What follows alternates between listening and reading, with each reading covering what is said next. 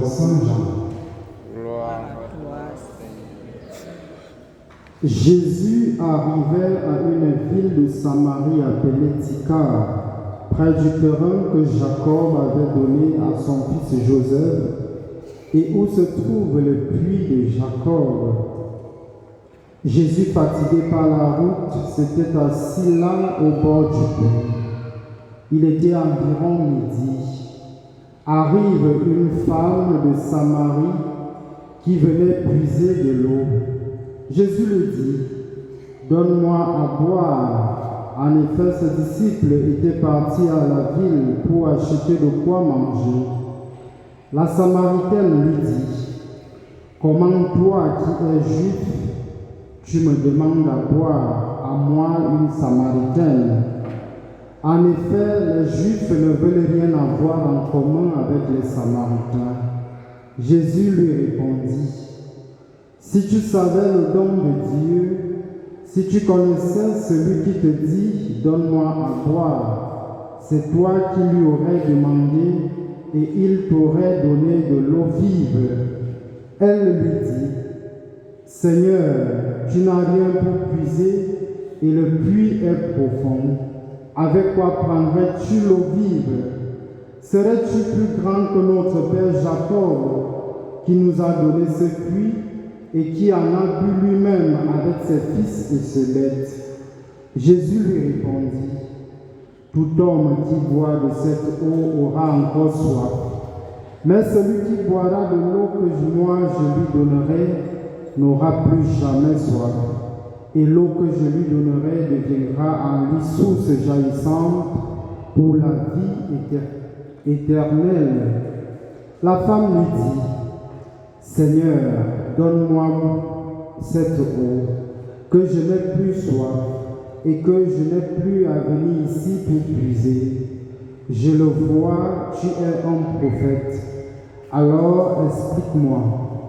Nos pères ont adoré Dieu sur la montagne qui est là, et vous les Juifs vous dites que le lieu où il faut l'adorer est à Jérusalem. » Jésus lui dit, « Femme, crois-moi, l'heure vient où vous n'irez plus ni sur cette montagne, ni à Jérusalem pour adorer le Père.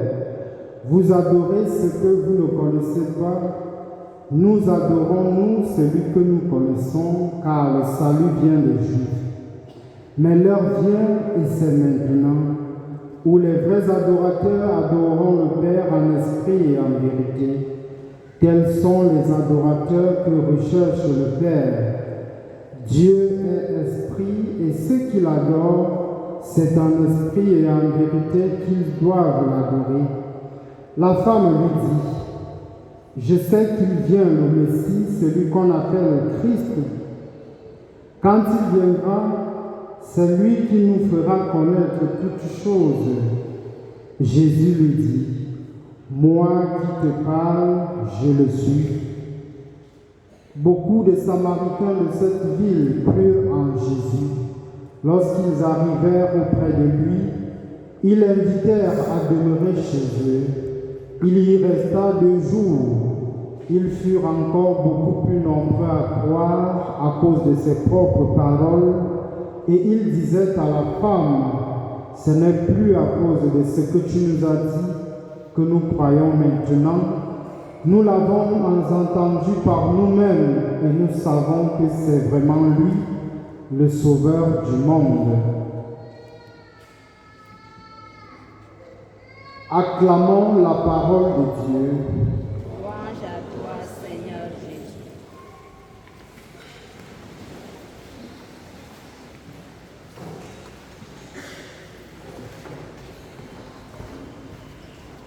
Chers frères et sœurs, nous avons suivi dans la première lecture l'expérience du peuple d'Israël qui récrimine contre Moïse sous le coup de la soif torturante au désert.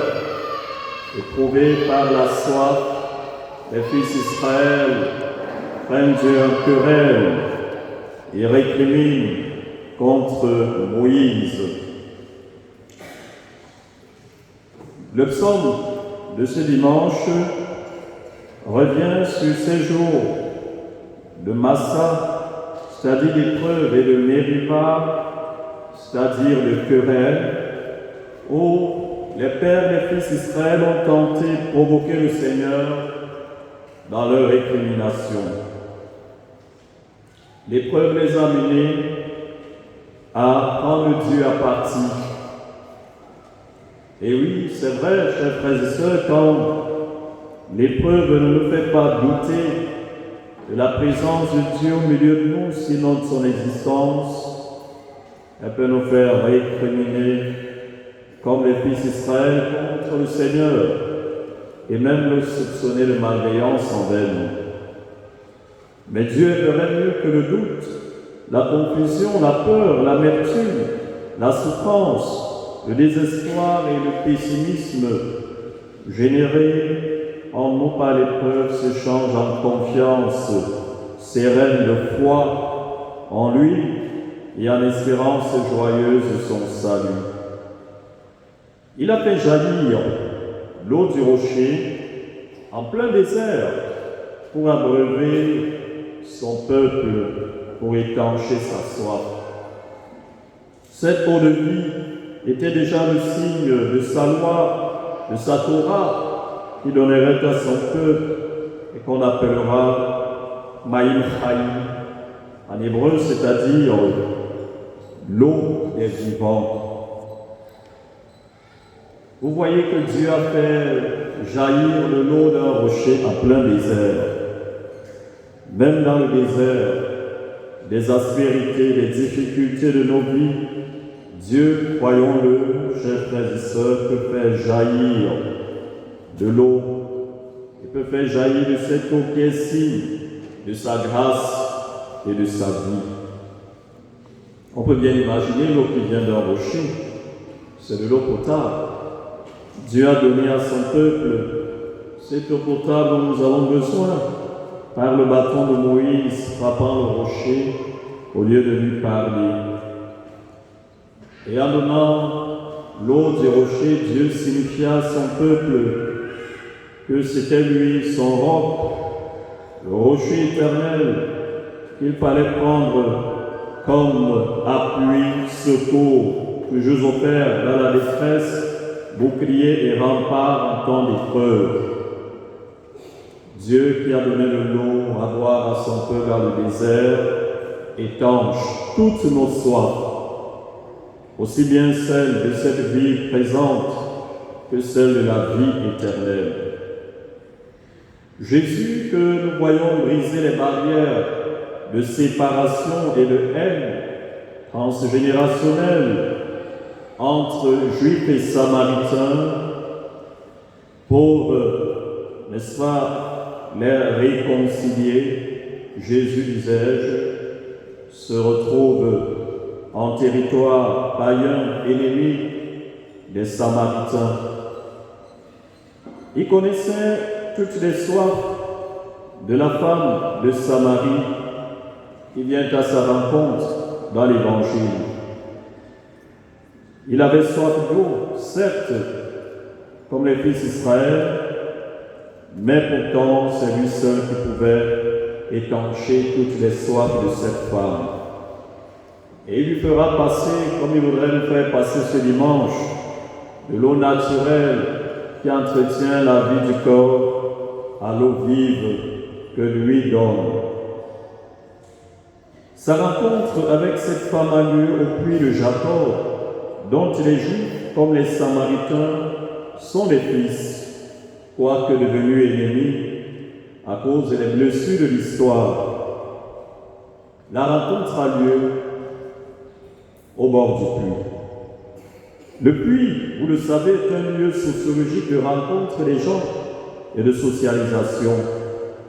Il est dans la tradition biblique, et comme jadis à une époque pas très loin de la nôtre, le lieu où se faisaient et se font encore des rencontres amoureuses. Jacob lui-même, vous en souvenez, a rencontré celle qui deviendra sa femme Rachel au puits. En contexte juif en particulier, et sémite en général, Demander de l'eau à boire à une femme était très souvent un euphémisme employé pour lui demander son amour, pour lui faire la cour.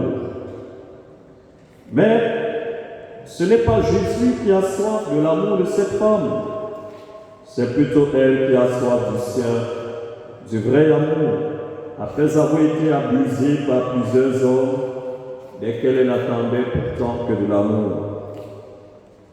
Comme cette séquence évangélique de ce dimanche tombe à pic, à point nommé, en cette journée internationale de la femme, dont le thème est droit, justice, action pour toutes les femmes et filles. Voilà une femme dont les droits, même le droit à l'amour, étaient violés dans le contexte social machiste qui était le sien et qui n'est heureusement plus le nôtre aujourd'hui, même s'il faudrait remarquer tout de même que certains hommes restent encore de bons machos qui brillent, qui brident, qui rudoient aussi et violentent les femmes. Nous n'avons qu'à évaluer le taux de féminicide de cette année pour nous en rendre à l'évidence qu'il y a encore beaucoup de machos parmi nous, alors que nous croyons le machisme révolu aux neiges d'antan. Les pauvres machos, s'il y en a dans l'Assemblée, il faudrait qu'ils sachent qu'ils sont à plainte. Cette femme qui avait eu 5 maris, abusée et peut-être même désabusée à la vue du traitement que lui réservaient les hommes, aurait voulu, comme beaucoup de femmes victimes aujourd'hui de tromperie ou d'infidélité et de manque d'amour, crier, clamer, réclamer justice. Mais, hélas, les femmes n'avaient pas droit au chapitre. Elles n'avaient pas droit à la parole dans cette société patriarcale où la misogynie des hommes se laisse voir dans l'attitude des disciples de Jésus. Ceux-ci sont surpris à leur arrivée sur les lieux de le voir parler avec une femme, ce d'autant plus qu'il est prophète, le grand prophète. Ils sont surpris de voir Jésus parler avec une femme. Vous pouvez imaginer leur misogynie, leur attitude, leur considération pour la femme. Cette femme aurait voulu peut-être, comme la plupart des femmes aujourd'hui, se sentir un peu plus impliquée dans l'action sociale. Mais son rôle se limitait malheureusement à celui de ménagère ou de femme au foyer, bonne à être traitée comme une aide servile pour l'homme et pour ses enfants. Et il faut dire que les choses n'ont pas tellement changé aujourd'hui. La Samaritaine, en laquelle la femme, encore victime aujourd'hui d'abus, de discrimination, peut se reconnaître. La Samaritaine disait, je viens curieusement, mais alors très curieusement quand même, puiser de l'eau au puits très profond de Jacob en plein midi. Vous vous rendez compte? Nous savons tous, nous avons puisé de l'eau dans les puits. Aujourd'hui, à Bancamen, nous avons le forage et tout. Nous allions au puits. Et on savait que pour puiser de l'eau au puits, il fallait venir tôt le matin ou bien le soir, n'est-ce pas? Alors, elle vient au puits de Jacob qui est très profond en plein midi. C'était vraiment l'eau qu'elle venait chercher, à votre avis. Comment pouvait-elle venir chercher de l'eau en plein midi? Le soleil a son zénith. Nous sommes au point du jour. Et c'est un territoire désertique. Hein? En plein midi. Et le puits est très profond. Et elle vient chercher de l'eau. Alors cette Samaritaine qui vient très curieusement puiser de l'eau au puits si profond de Jacob en plein midi est plutôt éprouvée par le manque d'une toute autre eau, d'une eau particulière, toute particulière, l'eau de l'amour. Jésus, le rocher nouveau d'où sort le fleuve de la vie, connaissant bien toutes ses soifs et ses attentes, ne voudrait étancher cependant que sa soif la plus profonde, celle de l'amour, le vrai amour, qu'elle n'avait pas rencontré jusque-là. Cette soif d'amour constitue, avec celle de la vie, les soifs les plus essentielles de toute femme en particulier et de tout homme en général. Le cœur de cette femme était tellement assoiffé d'amour que seul Dieu pouvait le combler. Et lui, Jésus, était l'eau vive qui voulait combler le vide de sa vie, que comme il veut combler le vide de toutes nos vies humaines. La femme venait manifestement puis chercher un éventuel courtisan, un éventuel prétendant. Peut-être que l'homme avec qui elle était, et qui n'était pas son mari, ne comblait pas assez ses attentes. Peut-être aussi qu'elle cherchait désespérément un autre homme qui pouvait mieux la traiter et étancher ainsi sa soif d'amour. Comme une femme sans espoir qui pense avoir raté déjà sa vie, après tant d'échecs en amour, après tant de déceptions amoureuses, elle en était à 5 déjà, parce que voilà, quand elle va s'obstiner à poser les questions, elle va lui dire, mais où est ton mari? À brûle pour point, Jésus demande, où est ton mari? Elle dit, je n'ai pas de mari. Jésus dit, oui, tu en as eu 5. Et celui-même avec qui tu es là n'est pas ton mari. Elle était déjà quand même à 5 déceptions. Et elle s'était peut-être déjà faite à l'idée qu'elle devait passer entre les mains de plusieurs hommes, sans toutefois être légère, encore moins légère. Et alors Jésus, qu'elle croit, l'a draguée, lui fait la cour au puits, lui offre ce qu'il voudrait offrir à toute femme qui se trouverait dans la même situation qu'elle, à savoir l'amour inéteignible de Dieu qui surpasse tout amour humain, qui surpasse l'amour qu'un homme peut donner et qui peut seul combler le vide du cœur humain, ainsi que la vie de Dieu. Donc s'il y a une femme qui serait dans cet état, et je ne pense pas qu'il y ait une blessure plus saignante dans le cœur d'une femme que celle-là, qu'elle se tourne vers Jésus ce dimanche pour qu'il lui donne l'eau de l'amour de Dieu qui surpasse tout amour humain, qui est le seul vrai amour, l'amour parfait, ainsi que la vie de Dieu. C'est dans le dialogue avec lui qu'elle réalise que Jésus est prophète parce qu'il sait et lui dit tout de sa vie, tout ce qu'elle a fait. Ainsi se sent-elle, comme chacun de nous peut-être, connue et aimée de Jésus bien à l'avance, avant même qu'elle ait fait sa rencontre. Voyant qu'il lui propose l'amour et la vie de Dieu, la femme demande au grand prophète Jésus où est-ce qu'il faudrait adorer Dieu, sur le mont Garizim, comme eux, les Samaritains, ou alors, comme les Juifs, sur le massif montagneux de Moria, à Jérusalem. Jésus l'invite alors, comme il invite chacun de nous ce dimanche, à adorer Dieu en esprit et en vérité, car Dieu n'est pas limité, et il ne se limite pas à un lieu, à un espace, il est en chacun de nous. Il est dans l'esprit de chacun. Il veut habiter nos cœurs, où sa place reste marquée d'un grand vide. Dans le tréfonds de nos cœurs, la place de Dieu reste marquée d'un grand vide. Et il veut habiter nos cœurs. Toujours en avenir, Dieu est au bout de notre désir. Jésus, avant de lui dire cela, et plus encore, de lui dire qu'il est le Messie de l'espérance d'Israël, le Christ, lui fait quand même savoir que le salut vient des Juifs qui adorent celui qu'ils connaissent, tandis que les Samaritains adorent ceux qu'ils ne connaissent pas. Et oui, les Juifs connaissent le seul vrai Dieu, dont ils ont fait dans leur histoire l'expérience de la présence et du salut. Ils connaissent le seul vrai Dieu, le Seigneur, le Dieu d'Israël, qu'ils ont la mission messianique de révéler aux nations païennes. Le Christ lui tient ce propos à dessein parce que les populations installées en Samarie, après la déportation des Israélites par la Syrie, ont dû introduire en Israël un culte syncrétique à 5 fausses divinités païennes.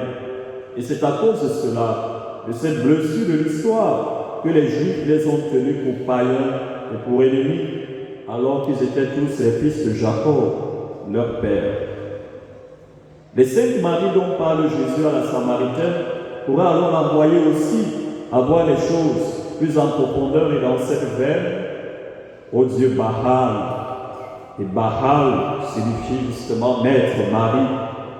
Donc, les 5 maris dont Jésus lui parle pourraient renvoyer aussi au-delà des hommes qu'elle a connus au Dieu Baal, dont les Samaritains avaient introduit le culte païen en Samarie et en Israël.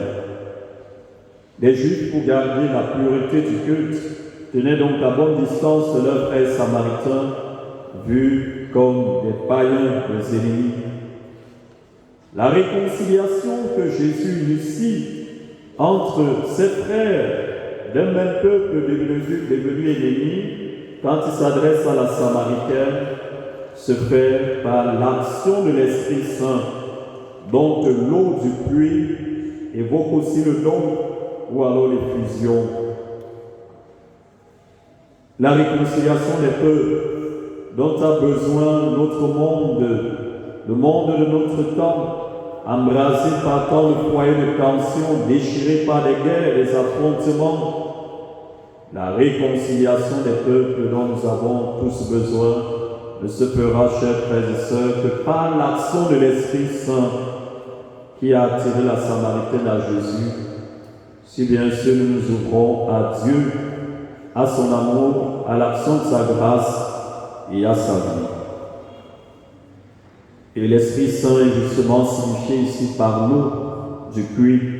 C'est Jésus qui le donne pour étancher notre soif de la vie de Dieu.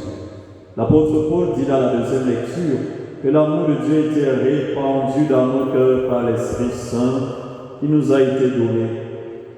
Ce don de l'Esprit Saint sera justement signifié par et dans l'eau vive qui jaillira du cœur transpercé de Jésus sur la croix. L'Esprit Saint dont l'effusion est signifiée par l'eau de notre baptême notamment, répand dans nos cœurs l'amour de Dieu qui en comble le grand vide et qui nous fait voir tout homme, quel qu'il soit, fût-il un païen ennemi, comme un frère. De sorte alors que nous engagions à la suite du Christ sur le chemin de la réconciliation avec lui, même s'il est séparé de nous par les blessures de l'histoire et devenu ennemi. Mettons-nous sur sa brèche, sur la brèche de l'Esprit Saint pour agir comme Jésus sous sa motion. Il nous comble de l'eau vive de l'amour, de la grâce et de la vie de Dieu, et il nous met sur le chemin de la réconciliation avec nos frères et sœurs. Loué soit Jésus.